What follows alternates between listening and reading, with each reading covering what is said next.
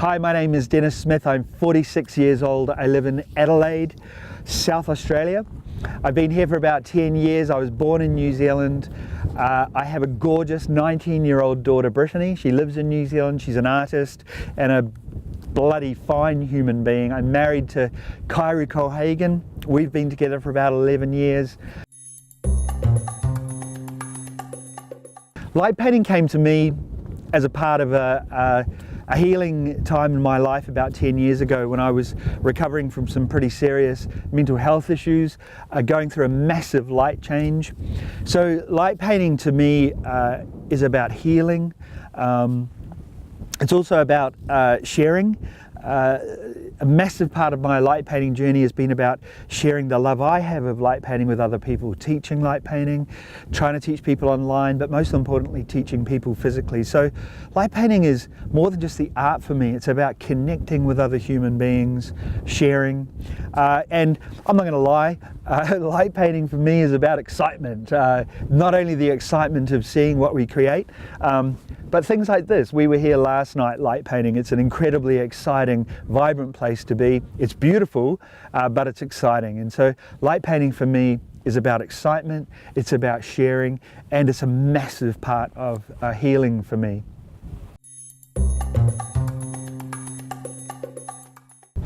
My journey into light painting is a pretty complex one, so I'll try and keep it short. In about 2008, I went through quite a serious situation where I had quite a horrific mental and nervous breakdown when I was in New Zealand that came off the back of some pretty serious issues around work, alcohol abuse, and pretty much just not looking after myself very well. So I had a bit of a collapse. My gorgeous wife Kyrie scooped me up and helped me to sort of get my life back together, and part of that was leaving New Zealand and selling everything we had and moving to Australia. When we arrived in Australia, we moved to the most beautiful part of South Australia called the Barossa Valley. Absolutely stunning. And I had just purchased a new camera, and what I was doing is I was using photography as a way to get out and get away from and sort of escape a bit from life, I suppose. So I was getting out into the landscape and starting to take photos, and it was such a thrill. You know, I was 35 years old. I'd never owned a camera before, and I thought I was Ansel Adams. I was creating the most gorgeous images of the South Australian landscape, and I decided I wanted to share those photos. And back then, really the only way to do that, there was no social media, so it was Flickr. So I was going onto Flickr and I was putting these images on Flickr that I thought were the greatest photographs ever taken of the Barossa Valley, but I realized that they were really quite ordinary, and that there were a lot of photographers in the Barossa Valley that were pretty amazing. But while I was hanging around Flickr, I discovered this thing called light painting, and in particular the Light Junkies group on there. If you've never been to Light Junkies, you need to go and spend some time there and go back to 2009 and check out the madness that was there. But what happened is, for the first time in my life, I really discovered a community that I bonded with. Light painting really delivered to me a community, a group of people who, even though they were on the other side of the world, via Flickr and via the internet, I discovered this thing called light painting and got into it pretty aggressively, because I was spending a lot of time on my own. But what it gave me was this opportunity to go out into the landscape and again heal, spend time on my own, discover nature. At the age of 35, I'd spent very little time around nature, and South Australia was a place that was just incredible for discovering the landscape, a bit about nature, and most importantly, a whole lot about myself. So that's how I got into light painting, and really it just went absolutely berserk from there. The community was pretty small, it was very tight. It was, I think, you know, if I think back to those days in 2008 and 2009 and for times leading up to those, man, it was just screaming ahead. Everyone was experimenting and sharing and growing so fast, and there was always new and exciting things happening. It was amazing, and I also got the opportunity to spend time with a lot of really incredible artists, and inspiration was just totally flowing. So that was just magical. So I think a lot of people, when they look at me and they look at my work, what they see is light painting. It's probably the thing I'm most prolific at in the online community, but I also have a video and photography production business with my great business partner Sam Collins, and we produce corporate video, we produce video for the educational industries and the medical industries, but I'm also a commercial photographer as well. The things I love in commercial photography are portraiture, environmental portraits, but interacting with humans is my favorite type of photography. So yeah, it's an absolutely magical part of my life, but it's a part of my life that a lot of people don't know exists, really. So pretty early on in my light painting journey, I decided that I wanted to have a crack at sharing my light painting with other people. And through Facebook, I organised, I thought I wanted to share what light painting was with all these other people. And I put on Facebook that we were going to do this meetup. And we were expecting, a few people, so we set up, and I was so super nervous. There was going to be maybe 20, 30 people, and what happened is, I think we counted 80 cameras in the room, but it was such a wonderful experience, and seeing the thrill and the joy of other people experiencing light painting kind of became a bit addictive, and the response that I got from that interaction with people was overwhelming. And so, pretty quickly, the workshops took off, and I've never really looked back. It's become quite a big thing. So one of the things that I realized pretty quick is that the workshops just got bigger and bigger, and we were doing these events where there were 20 or 30 and sometimes 40 people, and really what had to happen is I wanted the experience to just be incredible for people. So what happened is I met this amazing guy, Ben Woods, who was really fresh to light painting, but just had this amazing energy about him.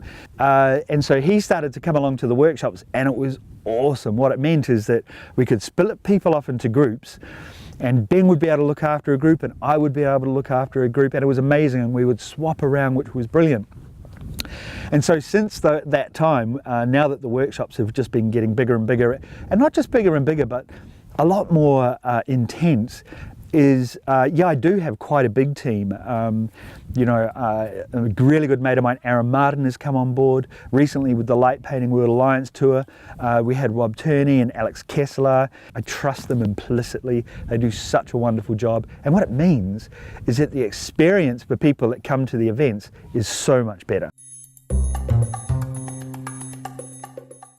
Okay, I'd like to think that I have this amazing creative process where I design these shots and we end up with these beautiful images. But look, in reality, fundamentally, especially when I'm out in nature, what I do is I'll come to a place like this. I was here about 6 months ago, and I'll look and imagine what a shot will look like under the moon. And then we come back to it. The concept is always just to create great big grand images and stuff, but really where it comes down to is still thinking about it being a really good landscape image. And so yeah, there's planning in that. You can't just roll up somewhere at night and create an image. Obviously, if you're in the studio or whatever, it can be different. But so I've come up here and we've thought about this, and then the other night we came up, and I'd already thought about where it was. I knew what the weather was going to be like. I knew where the moon was going to be. So there is planning in that respect. But mainly it's just about scoping locations, deciding whether I want a grand landscape or I'm going to be in a ruin. But no, to be honest, most of the time I'm just winging it, which is, I reckon, is one of the most exciting parts of an image. Sometimes it means you go home with nothing, but invariably with good planning it means that the images are amazing. It's a bit of a no-brainer that, we see stuff on social media that is inspiring, but when I think of inspiration, and I always encourage people to do this, if you're a beginner to light painting, being inspired to light paint is automatic. You just look at other light painters and you see what they're doing and you get ideas. But And I still do go online and watch what other light painters are doing, but in reality what I'm thinking about is I want to be pushing the boundaries. And my genre I think of in light painting is, obviously the ball of light, but I'm fundamentally a landscape photographer. I try and put the ball of light and my light painting into the landscape. So a massive part of my inspiration is landscape photographers. I'm looking at landscape photographers I love. I'm looking at their composition, where they are, how they lay their images out. And then I'm trying to put my light painting into those images, because fundamentally what I'm doing is I am trying to create an image that if you took the light painting out of it, it would still be a compelling image to the eye. But here's the big one for me, is I am always looking at other art forms. My favorite website that I go to is, this is Colossal. It is an amazing website that really covers all genres of art. There's photography in there, there's digital art, there's sculpture, painting, everything you can imagine, but it's always boundary pushing. And I know there's a lot of different sites where you can go to get that sort of inspiration, but for me, it's places like that. I want to see boundaries that people are pushing in landscape photography, water-based stuff. I mean, I'm in the water all the time, so I'm looking for different things around that. But yeah, other artists, great art is great art.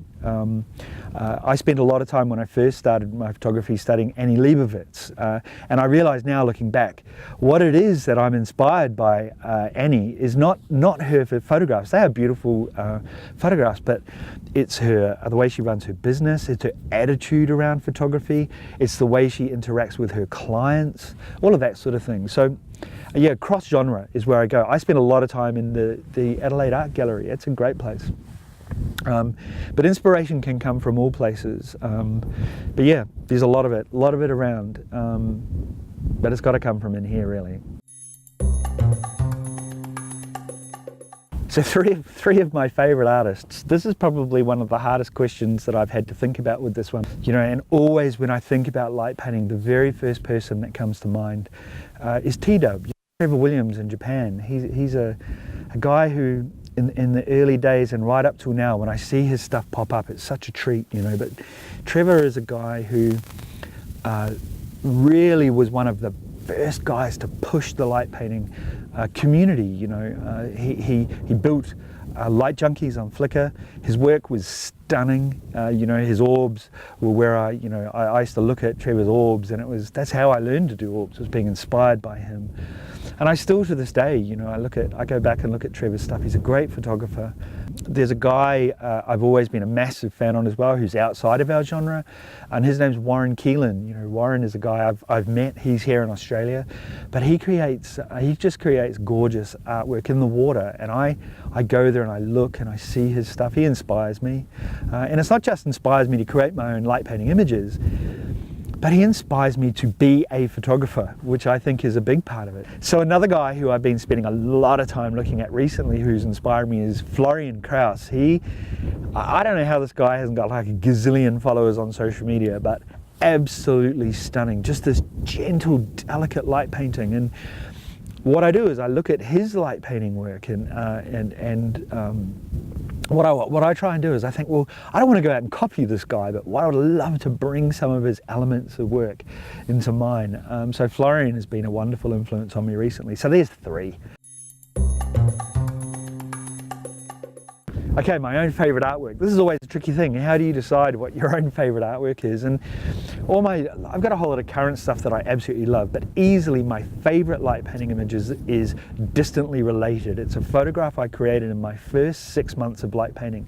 It was made with a shitty little Canon 450D camera with a plastic lens under a jetty here in South Australia. And the reason I love it is because fundamentally it's quite a crappy image. The ball of light is a bit wonky. There's all sorts of noise in the image, and there's vignetting, and I don't know, it's like there's other lights around. There's nothing really special about it, but what I love about it is that I still post that image now sometimes, and people just go nuts on it. And I don't even need to tell them that it's made with a dodgy little camera and a dodgy lens, and it was, no one looks at the noise, no one sees noise. Yeah, so that's my favorite, just because it gets me right here, and it was the beginning. It was my first real killer light painting image that I loved.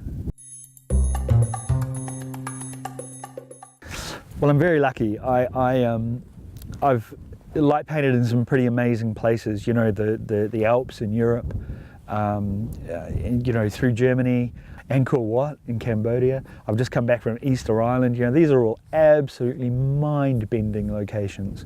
But there's at least three really places that I fantasize about. One is going back home to New Zealand. I've never really done any light painting at home. The bottom of the South Island of New Zealand in winter really is my dream light painting location. I also think about abandoned cities. There's a fishing village in Japan that is an abandoned fishing village, and it's covered in green. I see that photo often. I'd love to go there. And the tip of a pyramid in Egypt. Let's throw that one in there. Climb up there, do a bit of a ball of light on the top of the pyramid. So a few years ago I went to Cambodia, and there's a temple there called Angkor Wat, which is the largest temple in the world. And I really wanted to get in there and light paint, and realised pretty quick that the gates shut at night and you just can't go near the place. So long story short, there was a very dodgy deal done in a car park with a policeman and a temple guard. There was some funds that changed hands. I'm sure it went to charity. And I got to meet those guys around the back of the temple, and they let me in. So we went into the Angkor Wat temple on the night of a full moon. It was cloudy. And the deal was they were going to stay with me all night. After about 20 minutes, they got bored shitless, and they just said to me, you go do your light painting, just make sure you're out at 5 in the morning. And there are some stories I have from that place that are hilarious for another time. But yeah, Angkor Wat, it was spiritual, it was terrifying, it was huge. I hadn't been in there the day before. It was the first time in there, was in the dark. Absolutely unforgettable experience, closely followed by the Moai and Easter Island, of course, but amazing night, amazing experience.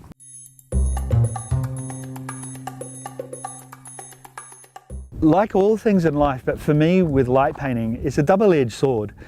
I'll start with the trickiest part of light painting for me, and that's creating a separation between the business part of my light painting and the art, you know, the things that were the core of why I got into light painting. And I started light painting for fun, for health, for a whole lot of really beautiful reasons, and I still do. You know, I've been away for 2 nights with, you know, with Ben Woods and Rob Turney on the, you know, just a gorgeous couple of nights here light painting. You know, and these are the moments that I absolutely live for, is this stuff. But then I go home, and tomorrow we've got 3 days in the workshop making light painting tools. And so creating that separation between the fun and the business is really complex. But you know, the thing I love about light painting the most, I really love the joy that my light painting brings to other people, whether it's online or at workshops. That's the great fun part of it, for sure.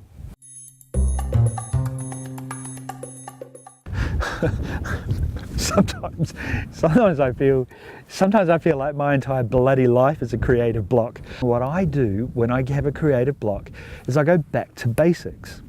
I'll go down the beach or come out somewhere, and I will just spin a ball of light in a landscape on a beach, super simple. And what happens 9 times out of 10 is that beautiful, joyous feeling that you get from creating light painting comes back in an instant. And then I sort of progress from there. But you know, creative blocks, you just got to embrace them. I think any artist will tell you that. Do I set goals? I know what my dream life looks like. I know what, you know, and I'm talking big picture. I know what my dream life looks like. For me right now, it's about you know, a little bit of financial freedom, a little bit of time and space to create more art. You know, I want to teach more light painting. I want to travel around the world doing more light painting. I want to spend more time with my daughter and my wife. I have goals around personal stuff. But yeah, I heavily goal set around, specifically when I think about my art, because that's what we're talking about, is locations. I desperately want to get up to the UK, and so I'm setting some pretty heavy goals around that, structuring how I'm going to get there. But I get in a whole lot of trouble for doing this, is I set the end result first. I want to go to the UK and then I figure out how to do it. I want to go to Morocco in September for the meetup with Cisco and everyone, all the amazing artists up there.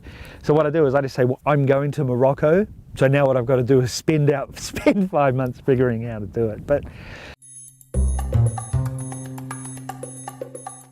oh my God, the Light Painting World Alliance tour, that was gigantic. The Light Painting World Alliance is a big organization, and Sergey is doing some amazing stuff all over the planet. And I've been a member of the Light Painting World Alliance for a long time. And I got a message from Rob Turney, and Rob said to me, hey, look, I'm thinking about doing a tour as part, thinking about doing a Light Painting World Alliance tour. How would you like to be a part of it? And at the time I was so incredibly super busy, but I was like, there's no way there is going to be an event in this country that I'm not a part of and putting a hand into. And so Rob and myself, we put together a group of people, Alex Kessler, Ben Woods, the four of us put this thing together along with Sergey from afar.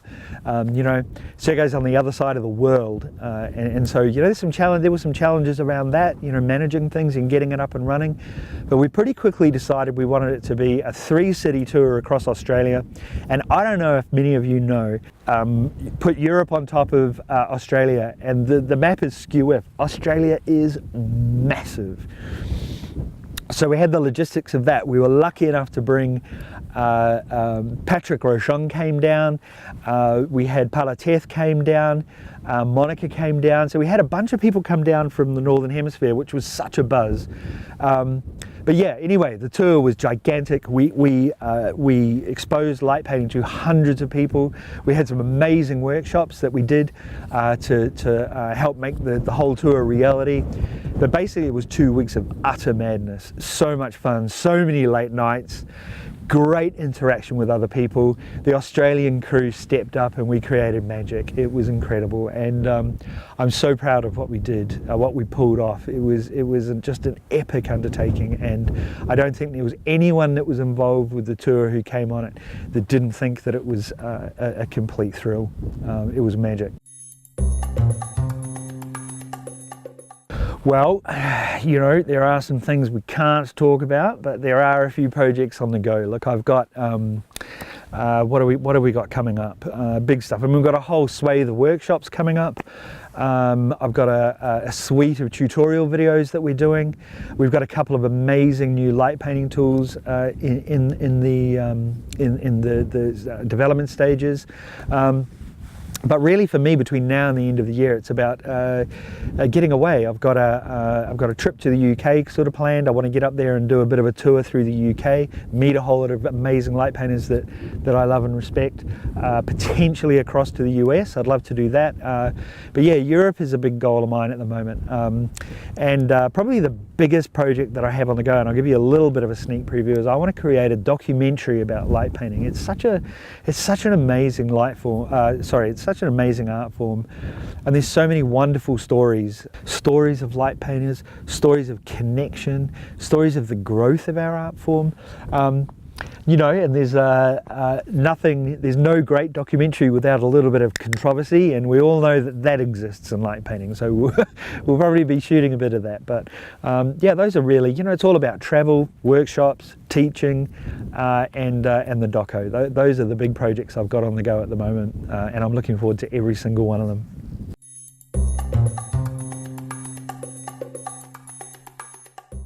One of the absolutely incredible things about social media and Facebook and the internet is just this amazing ability we have to share information.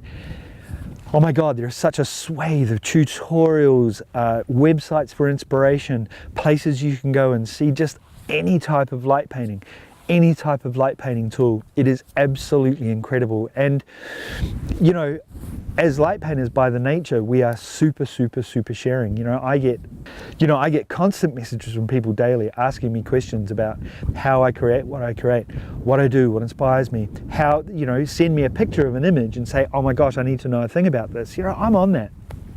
straight away, I love hearing from people asking me questions about their work. The vast majority of our community are like that, giving, sharing, helping. We just want as many people as possible to get out and wave a bloody tool in front of a camera. And I think we're one of the most sharing, I think we're probably one of the most sharing forms of photography. So when I think about the future of light painting, I think, you know, and I try and encourage as many light painters as I can to reach out to their photography communities. Every year I go and deliver presentations at camera clubs and schools, and it's like, I want to think it's like a virus, you know. Camera clubs are older people, schools are younger people, and I think light painting will become like a virus, you know. I encourage people to go and do those things, and you know, you can't help but be in awe when you're a photographer and you do that for the first time. You wave a tool around in front of a camera, and just that sense of awe that you get. And so yeah, I think if that's what the question is, you know, I think that's the future of light painting, is just it spreading amongst the photography community. You know, if you're someone watching this who's really new to light painting, here's a couple of things that I'd really love you to think about. You probably go around and you look at other light painters online. So you might look at Patrick Rochon doing blading, you might look at me doing orbs, you might look at Mark Barris doing camera rotations, or Cisco doing his calligraphy, right? So you see all these different genres of light painting. And a great way to get started is, yeah, you want to look at what they're doing. So you might look at one of my images and you'll see it on the beach or something with a reflection, or here on a you know, in a landscape environment. And you might take an orb and you might look at what I create and you might try and replicate it. There's absolutely nothing wrong with that. And I think some people poo-poo that. But when you go to art school, you paint cubism, you know, you do sculpture, or you know, you look at the masters and you try and replicate their art. And so you're going to do that with your light painting, and you should. It's a great way to get good, to see what people are doing with their rotations or their landscapes, right? But my advice to you as a newbie is, don't be disappointed when it doesn't look the same. I remember when I first started spinning orbs, you know, there were not a lot of people doing it, but there were a good solid dozen people spinning orbs, and I would look at theirs and I thought they were incredibly round, and mine was shit. They were like, oh my God, they were like, some of them were like pumpkins and spaghettis of light more than balls of light. And you know, and I just persevered, and I spun and I spun and I spun almost till my fingers bled. You know, I was up here just 2 nights ago spinning absolute crap. I don't know what was going on. I just couldn't spin a perfectly bound orb to save myself, right? But you don't see those ones. What you see is the image I'm going to show you that is what I really enjoyed, right? But there's so many images before that were absolute rubbish, but you are never going to see those. So when you're out light painting, remember that for every 10, 1 is going to be good and 9 are going to be shit. You know, there's a classic cartoon that I've seen, and I think about it all the time, of a guy juggling plates on a stage, and you see the shot is from behind, and you can see the crowd, and he's juggling plates, but behind him down the stairs are all these smashed plates. You know, and it reminds me all the time that when I see stuff that looks beautiful, I'm only seeing the tip of the iceberg. So that's one piece of advice. And bloody do more. Don't, after a week of spinning orbs, send me a message and go, oh, I can't figure out why my orbs aren't very good. And I ask, oh, well, how many have you spun? 10. Go spin another 100. And my last piece of advice for you as a newbie is this. The vast majority of my light painting these days are done on pretty basic cameras. You know, they're not full frame cameras. You know, I shoot with Olympus.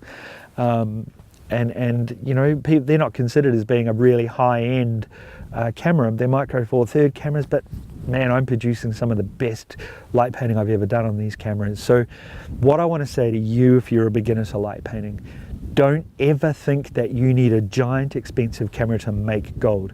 I'm going to pop up a couple of images now that I made on a tiny little Olympus EM10, which is their base model camera, and you can insert any, Sony, Canon, Nikon, whatever, your basic camera, a great image has nothing to do with the camera. If you're a budding light painter, never ever ever worry about camera. Get out and make some bloody gold with it. Light painting and photography and art and life is about internal joy and internal happiness. Don't let douchebags on Facebook and Instagram make you feel bad about your work. Go and create your own magic and forget about those people. But most importantly, look, my advice to you is this, is have fun. Have fun. Don't stress about your work. Don't panic about it being perfect. Don't worry about what other people think. Go out, have fun, and share it with someone else. If you're an adult, grab a kid. My challenge to you is grab someone under 10, get them light painting. It'll freak them out. Have fun. That's it. My advice, to not just to newbies, to all light painters, is make it fun. And thank you, Light Painting Blog. You are doing magic. You're creating something that is just such a joy, truly sharing, truly inspiring, and you all work so hard. And I feel incredibly honoured to have been asked to share with the community. It's all I want to do. And thank you all. You are all amazing light painters. Peace.